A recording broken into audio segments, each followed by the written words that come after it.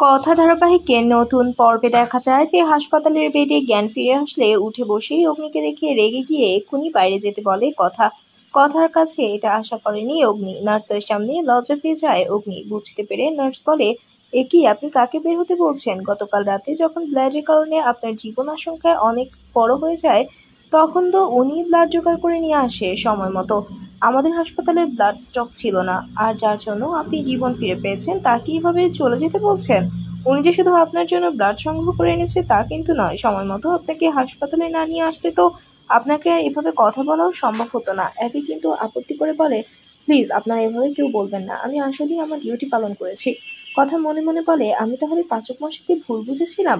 কথা কিছু বলার আগেই নার্স বলে, এই জন্যই তো লোকেরা সেফ এভিকে এতটা ভালোবাসে। এভি বলে, আমি কিন্তু এবার অস্বস্তিতে পড়ে যাচ্ছি।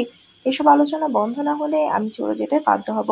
কথা বলে, আপনি যখন চলেই যাবেন তাহলে কেন আমাকে বাঁচালেন? নার্স দিদি, আপনি কি একটু বাইরে যাবেন? আমি একটু স্যারের সাথে কথা বলতে চাই। তাহলে কি বলবে এবার কথা? বন্ধুরা, তোমাদের কি মনে হয়? এক্ষুনি একটি লাইক দিয়ে এবং কমেন্ট করে জানিয়ে দাও তোমাদের মতামত।